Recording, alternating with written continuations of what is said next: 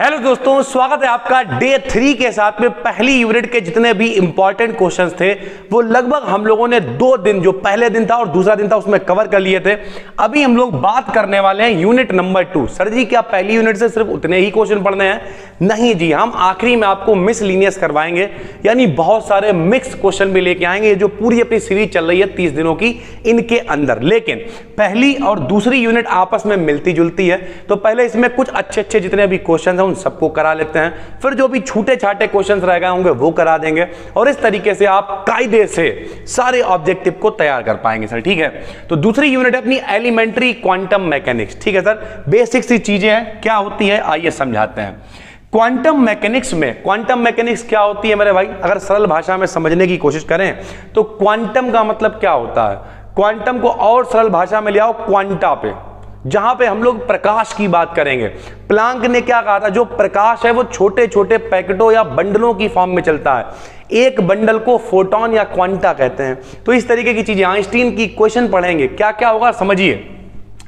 तो कह रहा क्वांटम मैकेनिक्स में वेव फंक्शन, यानी कोई भी फलन है जिसमें x का मान 0 से 2 पाई के बीच है, तो वो फंक्शन क्या होगा?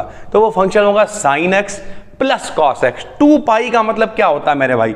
2 पाई का मतलब क्या होता है बताइए? 360, यानी पूरा चक्कर अगर कंप्लीट हो रहा है तो क्या होगा? sin x और प्लस cos x हो जाएगा। ये फंक्शन होगा अगर x की वैल्यू है 0 से 2 पाई के बीच में, क्योंकि sin और cos ही दो ऐसे फंक्शंस हैं जिसमें वैल्यू रिपीट होती रहती है। वैल्यू रिपीट का मतलब sin 0 का मान निकालोगे, फिर थोड़ी देर बाद आगे चल के निकालोगे, फिर मान 0 आएगा। इस तरीके से चलता रहता है। इनका ग्राफ भी जब हम लोग बनाया करते थे तो मेरे भाई इस तरीके का ग्राफ बनता है। जितनी भी SHM लेते हैं, जो भी मोशन लेते हैं, इस तरीके वाले जो भी हैं, वो या तो साइन लेते हैं, ऐसे लेते थे बाई बराबर a साइन ओमेगा टी, और या फिर कॉस लिया करते थे। तो साइन और कॉस में ही वैल्यूज रिपीट होती हैं। तो जब कभी भी x की वैल्यू जो है वो 0 से 2 पाई होगी मेरे भाई, तो उस फंक्शन को हम कैसे लिखेंगे? Sine x plus cos x। ठीक है भाई, अगला क्वेश्चन। यदि इलेक्ट्रॉन की पोजीशन में अनिश्चितता 0 है, अब ध्यान से समझिए, हमने आपको हाइजेनबर्ग की अनिश्चितता का सिद्धांत बताया था। हाइजेनबर्ग की अनिश्चितता का सिद्धांत क्या है मेरे भाई? या पोजीशन और साथ में मोमेंटम दोनों की गुणा या तो बड़ी होगी या बराबर होगी h/4 पाई के मेरे भाई। ठीक है, कह रहा पोजीशन जो है वो 0 रख दो। अगर इसका मान 0 रख दें तो मोमेंटम में अनसर्टेनिटी कितनी हो जाएगी? यानी x को अगर हम लोग नीचे भेजते हैं यहाँ पे डेल्टा x, और इसका मान 0 हो जाता है, तो डेल्टा p का मान 1/0 कितना हो जाएगा? इनफाइनाइट, यानी अनंत हो जाएगा। तो ये हाइजेनबर्ग की अनिश्चितता का सिद्धांत था। हाइजेनबर्ग ने एक क्वेश्चन दी थी, और अगर पोजीशन 0 है, इसका मतलब जो अनसर्टेनिटी मोमेंटम में होगी वो कितनी हो जाएगी? इनफाइनाइट या इन्फिनिटी या अनंत, जो भी आप कहते हैं सर। ठीक है, फोटो इलेक्ट्रिक इफेक्ट को समझाया किसने? तो मेरे भाई आइंस्टीन ने बताया फोटो इलेक्ट्रिक इफेक्ट क्या होता है। सरल भाषा में कहें, प्रकाश विद्युत प्रभाव। जब प्रकाश को हम लोग किसी धातु की सतह पर डालते हैं तो उससे इलेक्ट्रॉन निकल के बाहर आने लगते हैं, इसी को प्रकाश विद्युत प्रभाव हम लोग कहते हैं, यानी फोटो इलेक्ट्रिक इफेक्ट कहते हैं। फोटो इलेक्ट्रिक इफेक्ट के बारे में किसने बताया? आइंस्टीन ने बताया मेरे भाई। ठीक है, फोटो इलेक्ट्रिक इफेक्ट में एमिटेड फोटो इलेक्ट्रॉन्स, अभी हमने क्या बताया? धातु की सतह पर प्रकाश डालेंगे, इलेक्ट्रॉन निकल के बाहर आने लगेंगे। अब प्रकाश की वजह से इलेक्ट्रॉन आ रहे हैं बाहर, इसलिए उन इलेक्ट्रॉनों को कहेंगे प्रकाश इलेक्ट्रॉन। क्या कहेंगे? प्रकाश इलेक्ट्रॉन, या फिर कहेंगे फोटो इलेक्ट्रॉन। तो फोटो इलेक्ट्रिक इफेक्ट में एमिटेड फोटो इलेक्ट्रॉन्स की नंबर डायरेक्टली प्रोपोर्शनल किसके होता है? तो intensity of incidental light beam. यानी इसका मतलब क्या? इंटेंसिटी मतलब तीव्रता, इंसिडेंटल मतलब टकराने वाला, लाइट मतलब प्रकाश, और बीम मतलब एक साथ जो प्रकाश टकरा रहा है। तो मेरे भाई प्रकाश की तीव्रता जितनी ज्यादा होगी, ज्यादा प्रकाश पड़ेगा तो ज्यादा इलेक्ट्रॉन निकलेंगे, कम प्रकाश पड़ेगा तो कम इलेक्ट्रॉन निकलेंगे। इसका मतलब जो फोटो इलेक्ट्रॉन्स हैं उनकी इंटेंसिटी बीम के डायरेक्टली प्रोपोर्शनल होती है। ठीक है भाई, उसके बाद NLM कौन कौन सी बताइए? हमने आपको बताया था जो इलेक्ट्रॉन की पोजीशन और एनर्जी को बताती हैं। इलेक्ट्रॉन कहां है, उसकी एनर्जी कितनी है, जो बताती हैं, उन्हें हम लोग कहते हैं क्वांटम नंबर। क्या कहते हैं मेरे भाई? क्वांटम नंबर उन्हें हम लोग कहते हैं। कितनी होती हैं? 4 क्वांटम नंबर होती हैं, N, L, NMS, इनमें से जो NLM है ये क्या है, ये सोल्यूशन से निकल के आती है श्रोडिंगर वेव इक्वेशन। श्रोडिंगर कौन थे?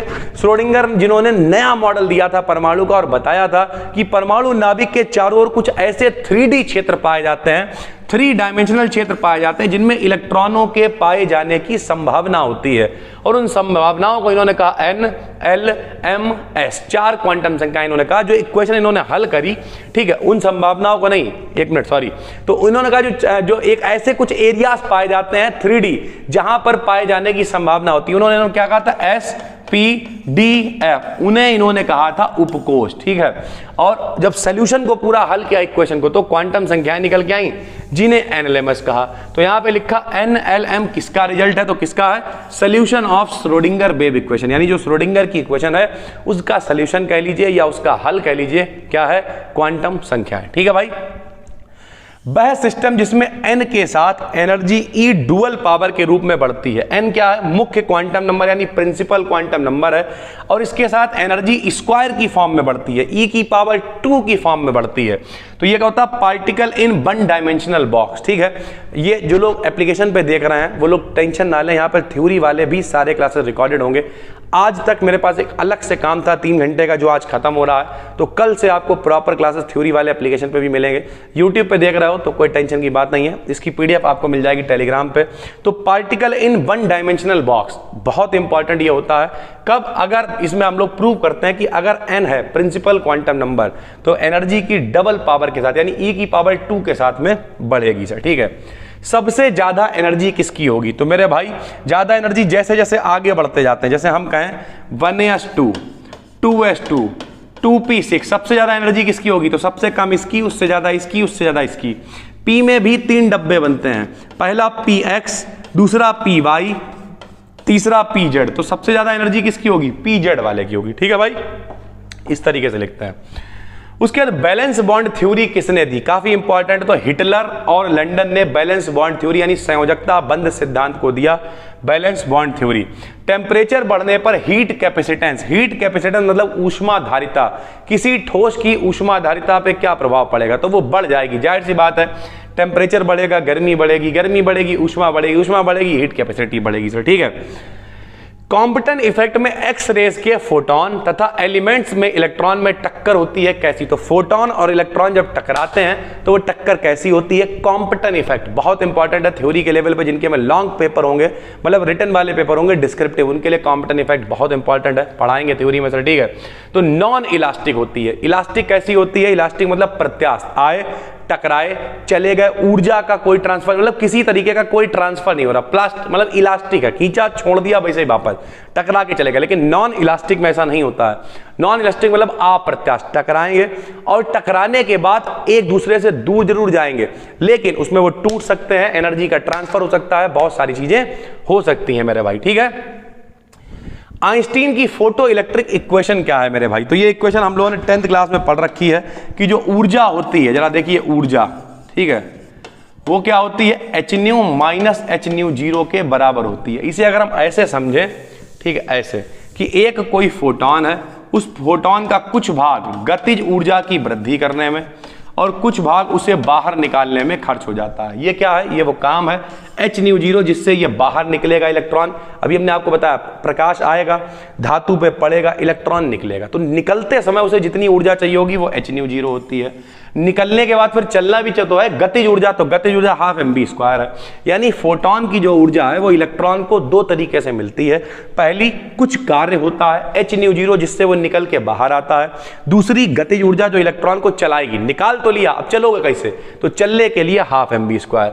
जब हम लोग इसे इधर ले आते हैं तो ये हो जाता है hν माइनस का hν0, h हो जाता है कॉमन, तो आ जाएगा ν माइनस ν0 बराबर 12 mv², ठीक है भाई।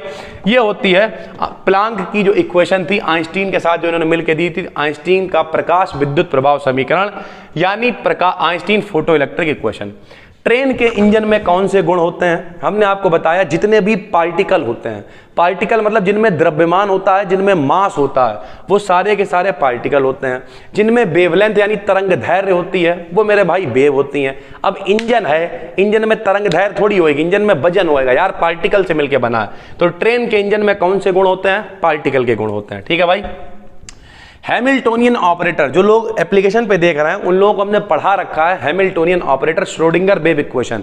नहीं पढ़ी तो हम बताते क्या होता है। श्रोडिंगर वेव इक्वेशन जब प्रूव होके आती है तो उसमें ये वाली वैल्यू बचती है मेरे भाई, आखिरी में देखना जरा, जो साइड में हमने वैल्यू लिखी हुई है ये वाली वैल्यू बचती है, और इस वैल्यू को हटा के हम लोग इसकी जगह पे एच कैप लिख देते हैं, जिसे हम लोग कहते हैं हैमिल्टोनियन ऑपरेटर। ठीक है, तो हैमिल्टोनियन ऑपरेटर क्या होता है?